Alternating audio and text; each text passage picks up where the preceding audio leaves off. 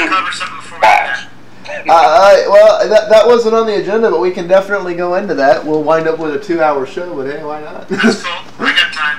Okay. I was so mad that I missed that Man vs. Species show. Damn it. You were invited. You chose not to show up through a schedule conflict. I got kids. Hey, that's a worthy investment of time. I hope to have some little Rugrats to fuck up someday. That's first. Want to cover before we get liberty versus security? No, we've covered what was on the thing. Security's going to get long-winded, so. Well, no, lead us off on that. Well, no. What's the other topic before liberty versus No. We've gone through what I had on the list. Okay, what are we talking about now? I'm sorry, I was... Did we have any closing arguments about the battery? I guess, did you want to wrap that up, or has everything been said? I think we've kind of said it. Well, I posted like an article from Engadget where they did the review of the 2011 MacBook Pro, and then I posted a link to Apple Store. Okay, says the battery gets 7.27. I know what Apple Store says, but post your links in the doc file so I have them all in one place. Okay. I will say that the battery life, I have heard it from my friends. I don't own a MacBook Pro. I sold my old MacBook. You know what? They say it gets great battery life, but this right here. Apple brags battery life on the iPhone, and I'm sorry, that iPhone lasted as long as my HTC Droid, as long as my Palm Pre sucks in battery life. I will say that Palm screwed up. That damn battery does not last as long as my... Well, you know, the Palm Pre was really a half-assed device, if we're honest. What a beautiful operating system. It's a good OS, but it was a half-assed device. However, you know, at the end of the day, we're all citing other people's reviews. This is one of the reasons I would desperately like for us to figure out a way to get a budget here for doing hardware reviews. Because rather than citing other people's sources, I would rather we just do head-to-heads using hardware we actually have using light conditions. But, you know what? Instead of the other reviewers, I hate how the other reviewers, they get, unless you're like a top person, like Mossberg, they get a pre-unit, you know, even before any of us. Oh, yeah, I know. Whereas people like us, who are going to give an honest, unbiased review based on the same person using it for the same kind of work for the same period of time, we have to buy it, use it, Sean, and then if we return it, we have to pay a restock fee. Which is part of why we're not doing hardware reviews, because as near as I can figure to do proper hardware reviews and actually cover, you know, a good quality of stuff and so forth, realistically there needs to be a $30,000 a year budget. Because we got to go buy the phones, buy the laptops, buy the... If you get advertisements or something. If you get big enough, you know, I've actually had YouTube PMs asking me to review products, and I haven't entertained that yet. But I mean, I have had requests from. Well, here's the problem. Here's the problem I have with people who send you stuff. I used to be in the hardware thing, so it's not like I could. It's not like I couldn't get people to just give me stuff. But the problem is when people give you stuff, they kind of want you to gloss over the oh dear God problems if you want them to keep giving you stuff. And I don't want to gloss over that. I'm not selling it. I'm trying to convey honest information. You know, if there's a problem, I'm going to put a neon sign on it and go, problem. Well, what I was going to say is if you get advertisers that really don't have the real axe to grind with your hardware reviews, then that's probably an option. Yeah, but we got to get like an order of 2 or 3 orders of magnitude larger for that to even be a possibility. And that has a whole nother set of problems. It's on the to-do list, but I'm not sure that's a high priority. Anything that's going to make us have to have bias and not be honest, I don't really have an interest in. I want. If it's a pile, it's going to be called a pile. Yeah. I'm not for sale. My opinion is my opinion. Anyways, you want to do rehash the Liberty Security from PCBit? Yeah. All right. My piece on that is. Yes, our fate, what was it, Benjamin Franklin that said those that would sacrifice their freedom for security deserve neither. Well, no, it was soon we'll have neither. Yeah, No, it says deserve. Okay. Now, yes, there is... We're paraphrasing it. Scope is that, you know what? The reality of it is no matter... And I know the word libertarian was used in the last video. No matter how, let's say, limited to regulation or... No, let's go to the restriction of choice. There are always going to be consumers that want choices made for them. That is why there are very successful products that Apple makes, because I know tons of people that don't want to know stuff. But I'll use a different market entirely. Finances and retirement. 99% of the people that I know don't even know what the hell is going on in their retirement funds. They're like, just let it go. The same thing with their mortgage payment. They're like, I don't care, I just pay the money.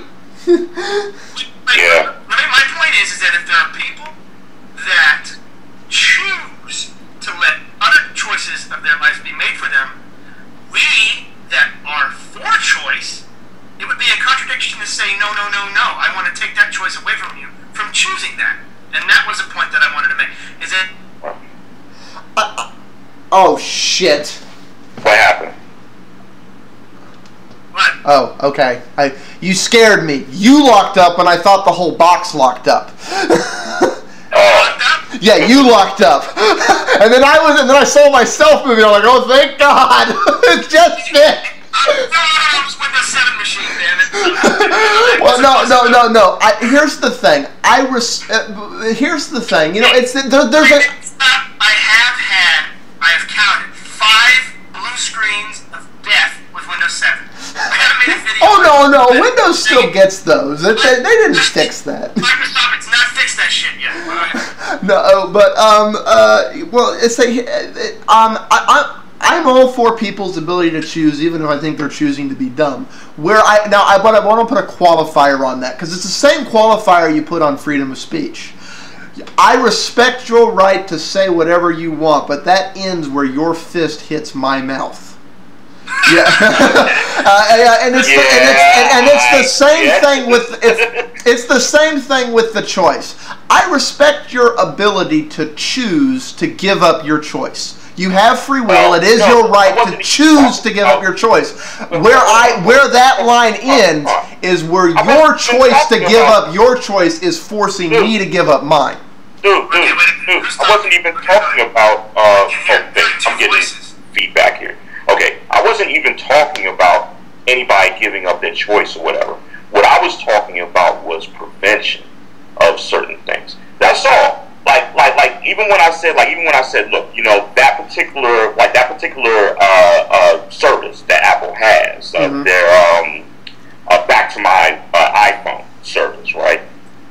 In order to utilize that, even if you have MobileMe or whatever, you have to have the software installed onto your... Well, no. Let me finish, okay? All right, you have to have that software installed. If we're going to do this, we gotta have time share where people get their piece and then we respond and then order. I'll let him finish. Go on. Okay. Yeah, now, you need to put points on this and then allow the responses for it. So go ahead, Scott. Anyways, finish. Okay. All I was saying was that while Apple is busy telling people, you know, they tell their customers about this new case that's for the iPhone or the iPad or something like that, or about, you know, some, you know, kid that learned how to read using the iPad or something like that. While they're telling people about that, when they make a service like that that can help them secure their system free, then they should include that message as well. And also, I recall saying several times that even if they, I'm getting here. Okay, even if they include that, you know, that type of software, you know, which is needed to make the handshake in order to recover devices like that, even if they included it, I even said that it's, you know, that it should be ultimately up to the end user as to whether or not they want to, you know, whether or not they want to allow that software to function. Okay. You know, and that's not giving up your choice. You're giving the choice. Now, before the people watching lose, I do have to interject here, and this is why I was trying to interject here. The reality is, we're having two conversations. Again, just like the market share thing. What I'm getting into, I'm talking about something different. You're trying to make this all about you lost your iPad and you were pissed that the thing wasn't there, that that the choice hadn't been made on your behalf to have the tracking software there. No. Let me finish. I let you talk. Let me finish. Okay. You're trying to make it about they didn't make that choice on your behalf and so on. Let me finish. Not at all. Let me finish. I have a point. At least get my argument correct. I have a point, Schofield, but if you keep interrupting me, I can't make it. Okay? Go ahead. Okay. You're trying to make it about that. I'm trying to argue that because of the locked down nature of iOS, that's actually part of what caused that problem. Where we should actually do is leave that choice to which world you're in up to the end user. A monumental order of magnitude improvement to iOS would be the following. When you first plug it into iTunes, I would prefer it to do this over the air, but they're going to plug it into iTunes. When you plug it into iTunes to activate it and register it, part of the initial startup process, like 90% of software does today, is one of the initial setup screens is, do you want us to make what we have found in our experience is the best configurations and pre-installed things? And one of the things in that should be also not just are they going to install like all the possibly useful things like track my thing when I stole it or yada yada yada and so forth, but also, do I want Apple to have draconian control of my experience, or do I want to be making the decision for myself? There should be three options there. Option one, do everything Apple wants. Option one should be do everything Apple wants for what Apple considers the ideal user experience, including, with a legal disclaimer, there'll be a thing of everything they're going to do, which most people won't read. They'll just click the button, yes, I want that, including installing all the tracking, Sean, and yada yada, like you kind of wish had been on there. But the second option is, no, I want to manually do everything myself. And the third option is custom, which will list the upteen bajillion options, and they can go, well, I like that. No, I don't like that. Yada, yada, yada, yada. That simple change in the way iOS works and how locked down it is being left up to the person who actually bought the iOS device for whatever reason they bought it. Yeah, well, addresses this problem. That's perfectly fine. Dude, that was exactly what I was saying.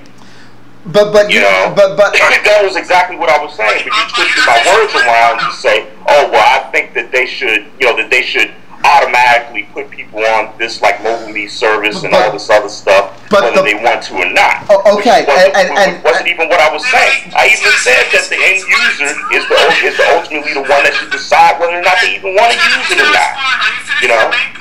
Well, no, okay, but this goes again. This is like we're having two conversations. You're focusing only on the app. You kind of wish had been. I'm using it as an example. You're using it as an example, but you're missing the larger point of liberty versus security. Because I will admit that the video that I saw on Mac vs. PC, you brought up politics in there, which set the stage and why I wanted to engage this, because you did bring up analogies to the things in defending some of that stuff. Now, I will say that once you finish your piece, after I finish this, we're going to go back to you. But the larger one of the larger issues that me and Bitt are getting on, and I'm sure he has many more given on what he just said. Okay, but one of the larger issues you're missing, and this is the other argument that you're missing, is that part of iOS is you don't have the choice what third-party stuff you can do. Apple does. It goes back to the other thing. Wait, hold on. That particular feature that I was talking about, there are actually other applications that are available for iOS that do the same thing. stop micromanaging on that one feature. I'm talking about the larger. As an example, you know, it's a situation that could have been like it's a situation that could have been resolved if some information was shared with me, the end user. And sorry. But what I'm talking about is part of that setup for those options should also be whether or not Apple can prevent me from going to Adobe and loading Flash if they choose to make it. Even if Apple doesn't approve it. That's the larger part of this. You're making it all about pre-approved apps only. I'm saying part of this should be non-pre-approved too. And we're going to go back and forth on this all day because you're obsessing about the one thing and I'm obsessing about the larger picture. So rather than waste another 30 minutes, let's move on to this. Like what I'm talking about. He did talk about the larger. I mean, that was the whole point of him talking about libertarians and stuff. But I want him to. I think he wants to finish his point on that prevention and that one feature, and then he can tie it into the larger picture. Okay, I'm getting feedback here. Okay. What I was talking about, and I was the one who brought it up, I was the one who brought it up to begin with. I was talking about, preventing situations like that and actually, creating a system where there isn't all this red tape you have to go through. For something like that, and so that the end user will be better informed about what options they have just in case something happens, right? As far as like Adobe's concerned, I don't care. I mean, look on my it'll be something different if Adobe from my point of view, it'll be something different if Adobe stuff were available for the platform, and then nobody told me about it, not even Adobe, and then I find out long after I actually needed it. Okay, that's something totally different. I'm talking about communicating with the consumer, with the end user, and making sure that they are up to speed with what services you offer. That's it. Okay.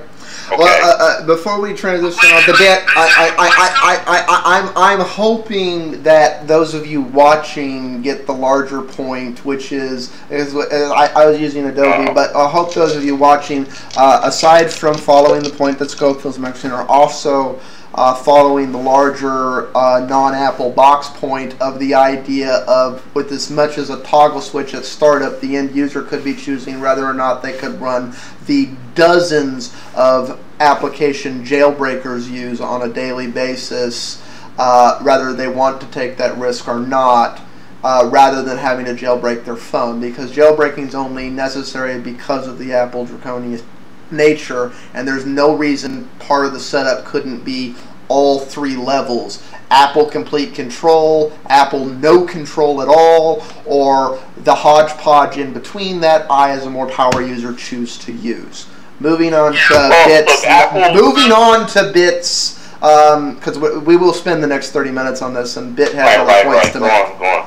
Alright. Well, no, I want Scopus to finish his point, because the basic message that is of this debate is how thick do we want the walls, how high do we want the walls of Apple's walled garden, and that's what really this is about, because Apple does have the ecosystem of a walled garden. Actually, the point that I was making can exist whether there's a walled garden or not.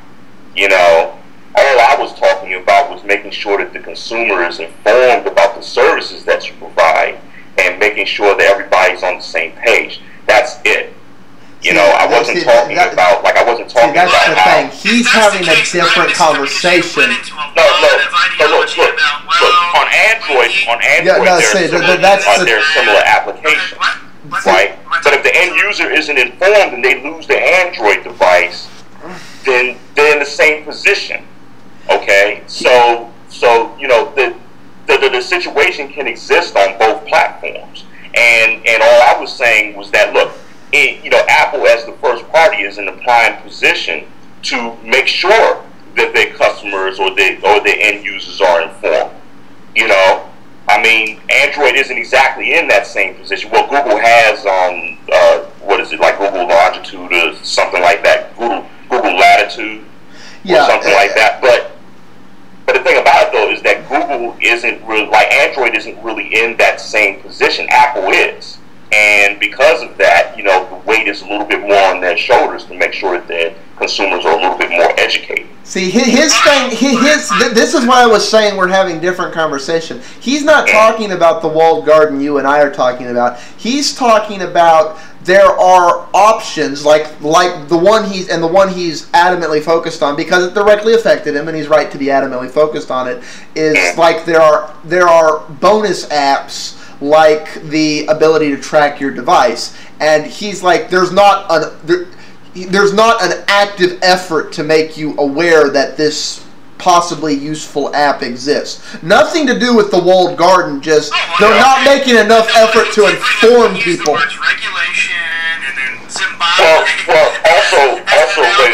Well, no, we got off on that. That's part of why I want to move on to that. That's because Scopus did say that. That's why I wanted to get into it, because Scopus' position, I defend a small part of it, but the greater part of me prefers choice. What I will get at is that it's more than just consumer. It's also developer guys. Developers, we also are extremely now, as Apple has gotten much larger and more involved, especially with their mobile platforms, with the new policies that do change. They do change, believe me. If enough people bitch, Apple will change policy.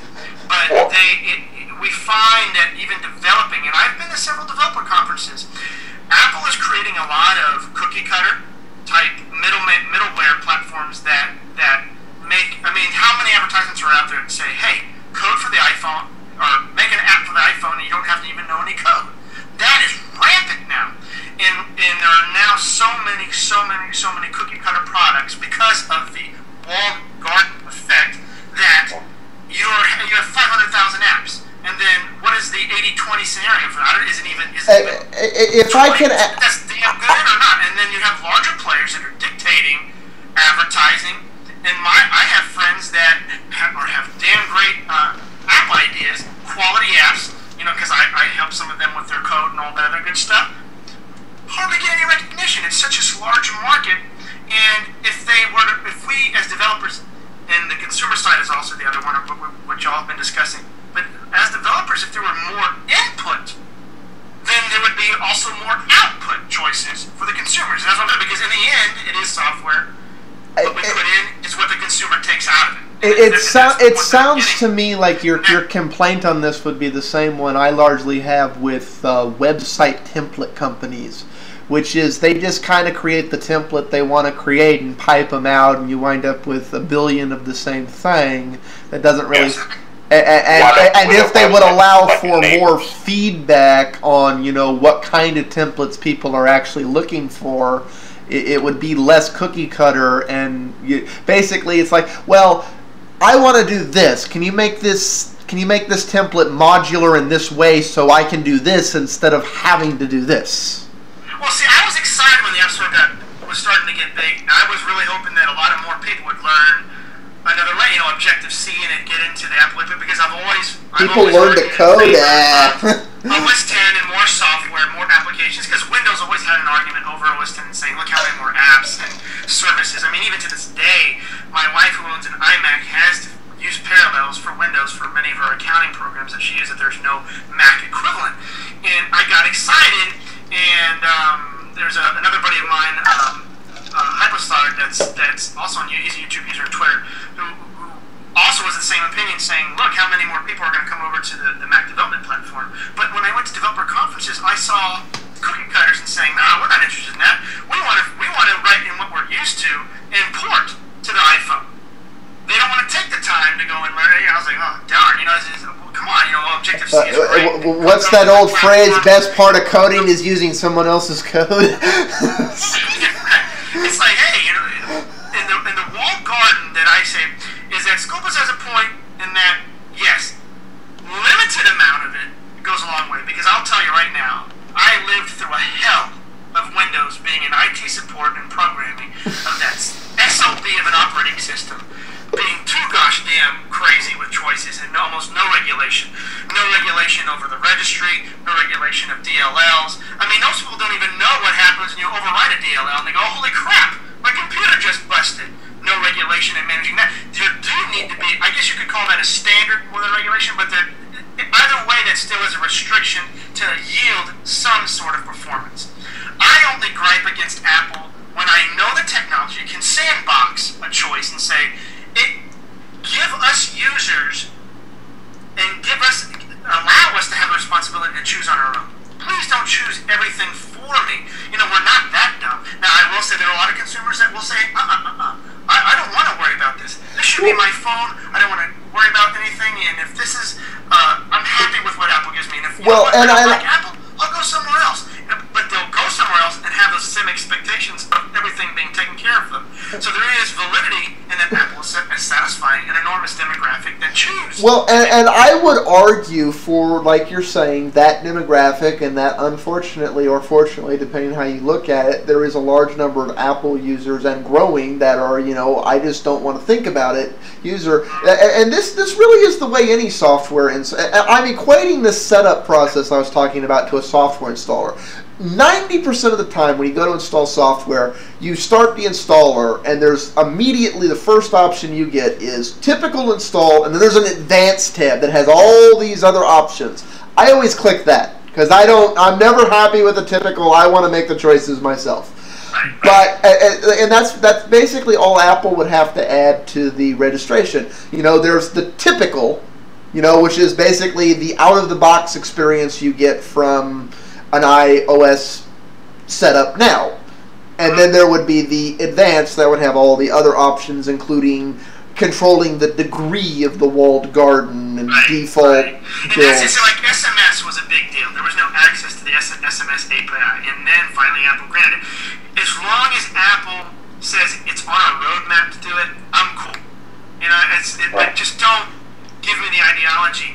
The biggest things that I get gripes at is the spin of Apple, but I understand that's it's marketing, it's business. Like when Steve Jobs got up there and said all of a sudden that OS 10 has been Intel ready, they've been secretly doing that. I was just like, dude, you know what, man?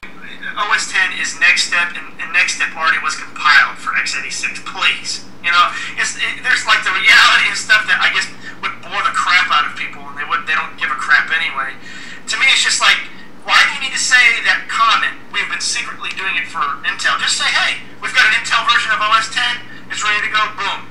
You know, that's it. It doesn't need to go. I guess I get upset about the spin that change, and then because that spin creates fleets of people that get on YouTube and just start blabbing.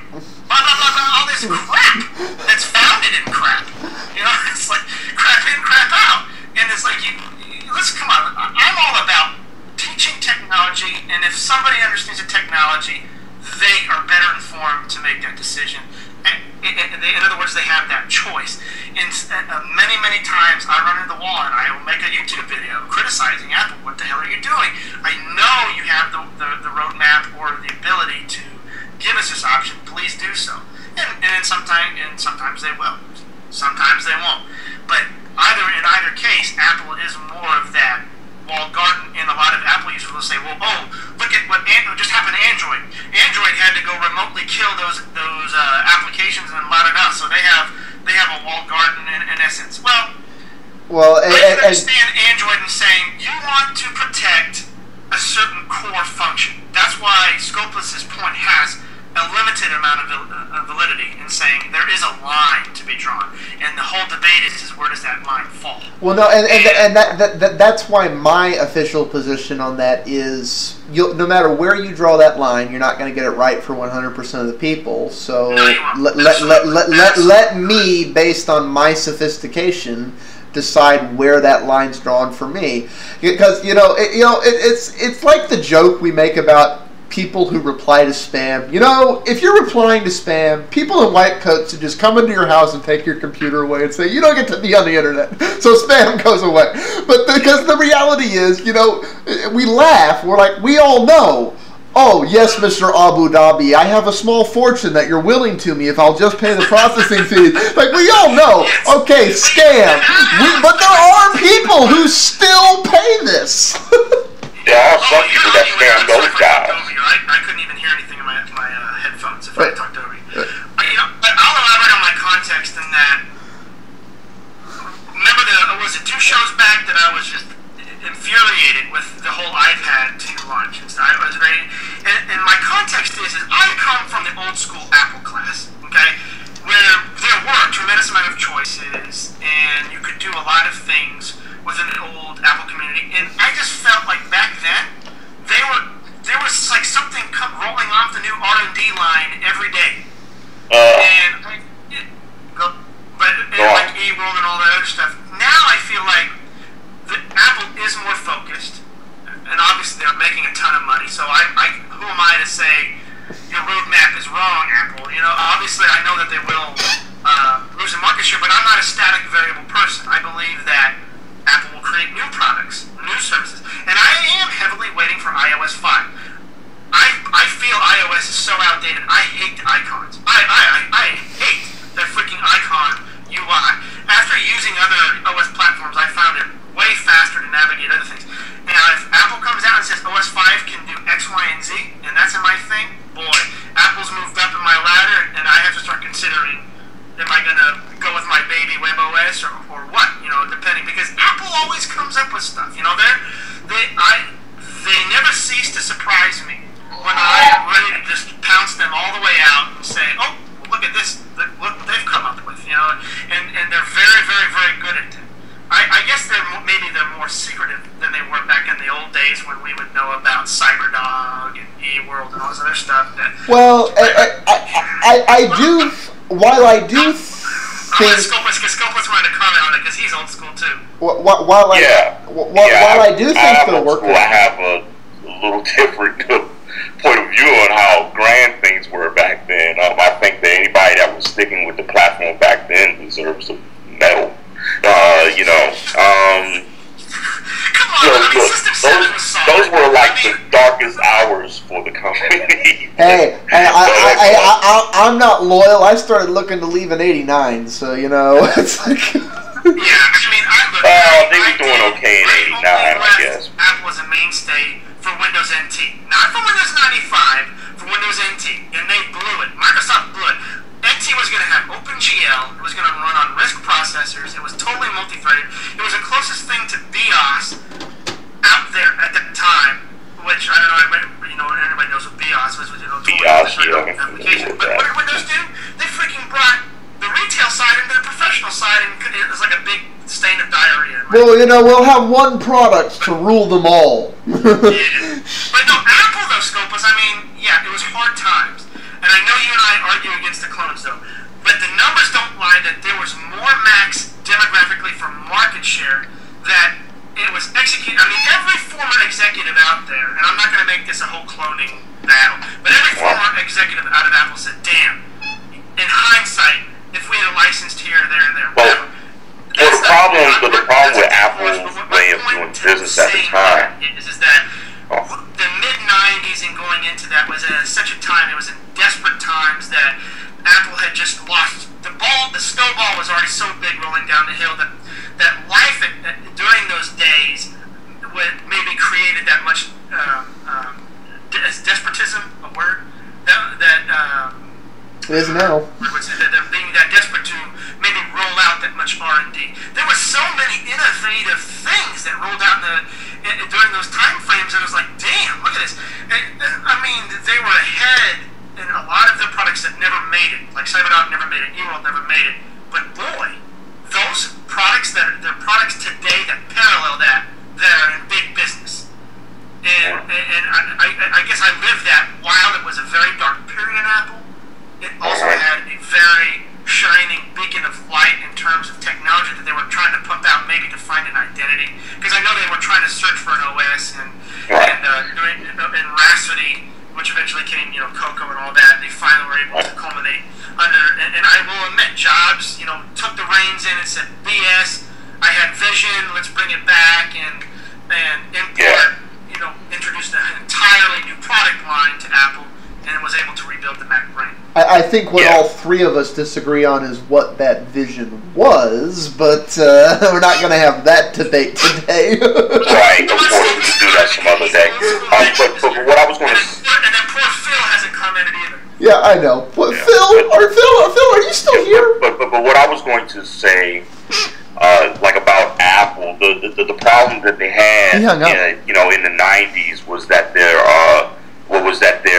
platform, their platform wasn't very profitable for a variety of reasons. They had a lot of competition, not only from the clones, but from their own product lineup, and they were selling their low-tiered stuff over their high-tiered stuff. They weren't really making, they weren't really taking that much money home.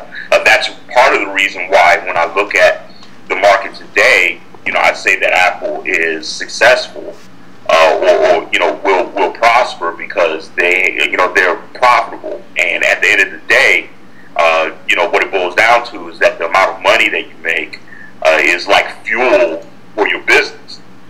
There you go, Scopus. Let me stop you. That's exactly why I brought up the clones. Oh, yeah, I'm getting some feedback here. You actually just answered your own argument about market share. That's precisely why I brought up the clones, because so long as they make a profit on any unit they make, they have profit share. You can exist and make profit share while your market share, but it is dangerous. It's a dangerous game in saying, well, how much market share are you willing to relinquish? It starts affecting the profit share. Well, and the ultimate problem... Okay, go on. What were you going to say? That's what I was asking. Well, no, and I want to elaborate. I want to elaborate on what he said before you go. Wait, let him finish. I want to elaborate on what you said before Scopill responds. That at the end of the day is part of like the circular argument we keep going round and round here, and that is one of the reasons Microsoft was so innovative. They realized that the game wasn't the game was a different game than the game that was being played. I'm not sure they still get that anymore, but they did get that back then. Well, Microsoft wasn't in the game of making hardware. Apple was, and the problem was that when Apple the problem with hardware is that there's a limited window in which you can feasibly sell the hardware and make a profit. Absolutely, right. Yeah. Now with Apple, what they were doing in the 90s was, was basically they were making computers, but those computers had to stay up on the shelves and just caught dust because they weren't improving, and they had to keep that cost. Yeah. Well, clones kind of contributed to that, but also their own product line of so as well. Okay, but that was the point I was trying to make. The degree with which that significant investment of hardware flies off the shelf is how well the software that's driving it complies with the perceived standard. At the end of the day, what the actual standard is this magical moving target that exists in the eyes and mind of the end user. Nobody really knows what it is because it's what people buy. Right. But the perception, if you're not in line with that perception, your hardware sits on the shelf. Standard point, because back then, one of the biggest issues was basically, look, if you bought a Mac, right, for a certain period of time, there was almost no way to communicate with a Windows PC, which means that if you ran a business and I ran a business and I had a Mac and you had a Windows PC and we needed to transfer files, we couldn't do it, which means we couldn't do business with each other. And since Windows was way more popular than that, then that created less incentive for people to buy Macs to begin with, because there was no way to communicate. So even if you think that the operating system is better or it works better for your workflow, if you can't communicate, if you can't get the proper software for it and all this other stuff, there's no point in getting it. Well, and see, that's one of the reasons I'm a big fan of open standards, because Linux, I mean, I love Linux, but Linux and BSD are the bastard stepchilds of the computer industry, but because of open standards, the reality is I'm allowed to communicate with the Mac world, the Windows world, even if not directly. We can talk to each other via open standards. Well, and by virtue now, I mean, you know. Well, no. And by virtue of the point you're making. But wait. The point that Scopus didn't bring up though is when Jobs came back, they were still under that same world, and communication with Windows was still tough. But he brought back the Mac brand. It started to go back up in that year. The problem that Apple made was there had to have been there was an opportunity cost to be made. That's why former executives say they should have done it earlier. They were going to lose money no matter what as soon as they started doing the licensing. But the market share, because let me tell you, there was tons of Macs with the clones and Apple themselves that were out there. I believe that if Apple had managed their inventory better, they would have been able to hold on longer until the market share would have finally delivered the dollars. Before Jobs came back, Windows knew how to do anything with the market. The thing of it is that Jobs did bring back the Mac brand even under the same, PPC limited communication with Windows that eventually did change, but he still was able to rebrand it, and I think he corrected a lot of their inventory problem. I mean, Apple was it was like this snowball effect that, man, I don't know. I would argue indirectly that part of the information, because I agree with you, one of the good things Jobs did when he came back was he fixed their inventory thing and straightened that out. He did that using a lot of the data from the failed licensing experiment, because that gave them the data they needed to know that. Every license, absolutely. And the problem was Apple just didn't have the capital to take advantage of it. But Apple spent that capital they raised and took from that little, between the money, both Steve, new investors that came back with Steve, and the Microsoft. But people want to go, oh, well, Microsoft did. No. Apple raised a lot themselves too. I guarantee you, more money came from. More money came from Steve Jobs coming back and taking the reins by the horn than the money they got given by Microsoft. That was a PR thing more than anything else. And he took the new capital that was raised, and he said, well, now that we actually have the capital to learn from the lessons, we didn't have the capital to take advantage of those lessons. Let's base on that knowledge. Yeah, see, my argument about saving, in other words, a successful clone program would have been, Steve Jobs admitted that he was willing to keep the licenses at a certain price where he'd make money. That's fine. Unit out, profit out, bam. We can stay in business. Of course, a lot of the cloners didn't want to do that, except I think power computing was absorbed. However, the inventory loss Apple was in the billions. That's a shitload of money. In the entire time frame they had inventory problems. If think about if you didn't lose that much money and how long you could wait to take the opportunity cost to say, you know what, we'll do the licensing at these vendors' prices. We're going to take a loss of 2% per Mac unit sold. But versus a loss of 100%. When the dollars come up, bam, we get to dictate the price now because everybody wants a freaking Mac. Look how many more Macs there are. And all this other stuff, but that's old news, and I get so passionate about it because I hate it. And here's my ultimate context. I hate the world we live in that is dominated by freaking Intel and CISC, and how many people do I run into that go, oh, well, you don't have Ctrl+Alt+Delete on your computer? I mean, what does that say? Windows has. I couldn't understand what you say, man. Call behavior for every computer they look at. Wait a minute. Ctrl+Alt+Delete does something in Linux and Unix. I thought Ctrl+Alt+Delete did something on a Mac. Oh, it's Command Alt. It's like Command Option Escape. No, I'm not talking about to launch the Task Manager. What would happen on a? I don't remember this, and I don't have the Mac on in front of me right now. If you hit Ctrl+Alt+Delete on a Mac, what does it do? Nothing. Okay.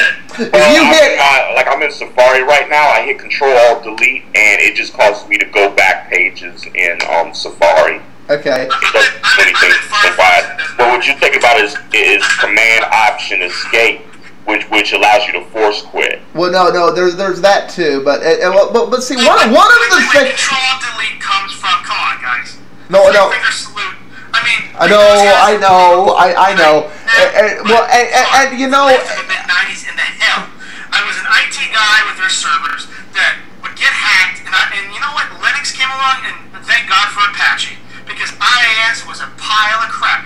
Do you remember, guys, when the Chinese started infiltrating? And I'm not talking about user viruses. See, I always say market share is irrelevant to security exploits, because Apache has more market share than IIS, but yet it's more secure.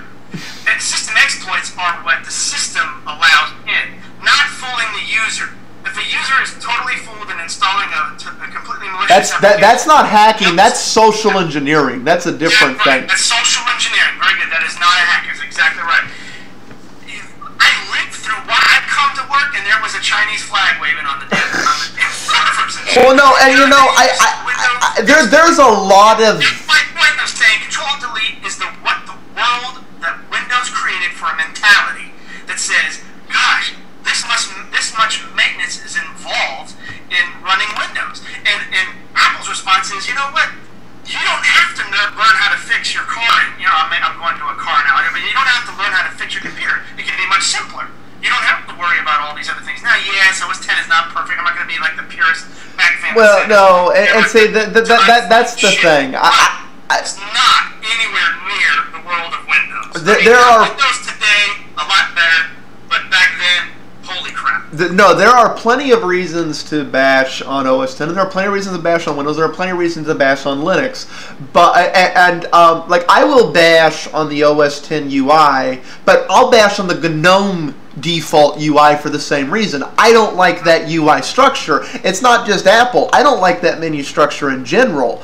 But I'm not bashing on it because it isn't Windows. I'm bashing on it because it doesn't make sense to me, and I make it very clear that's opinion.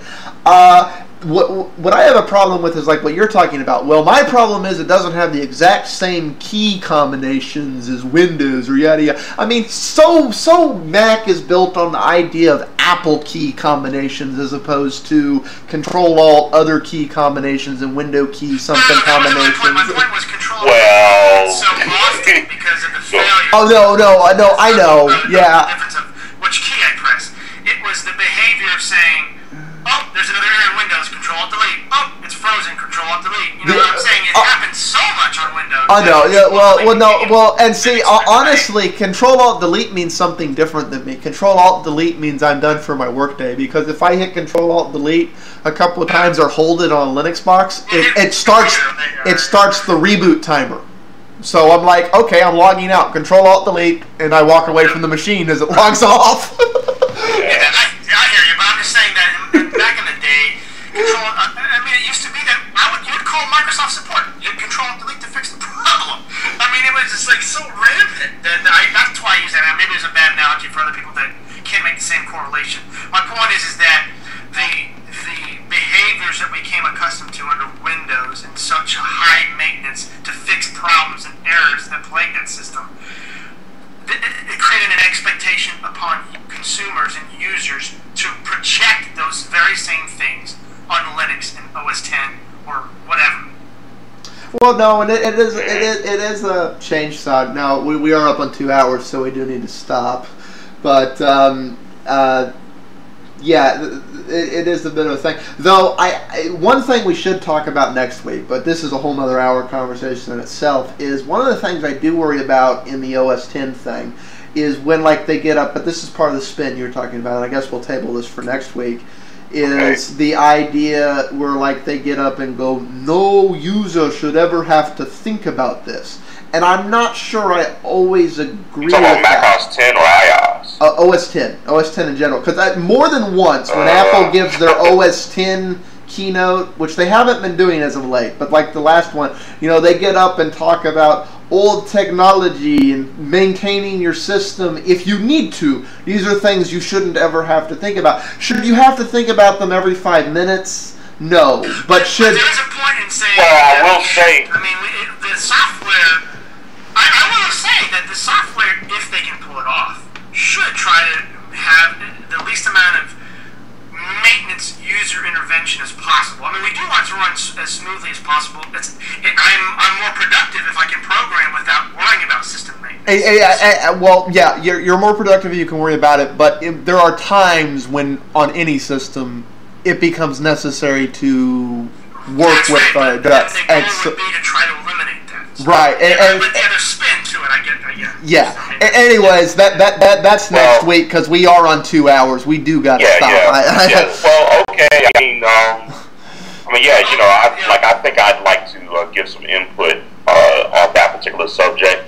Because when the first time that I used Mac OS 10, I was actually surprised to see, it was my first experience with it. I was surprised to see how, it managed memory and stuff on its own and everything, and actually that kind of upset me a bit when I first started using it. So yeah, well, no, that's why I said this is a whole other hour conversation. Yeah, I know. So I'm gonna stop the recording now, and because we don't want to get into this. Peace out, all.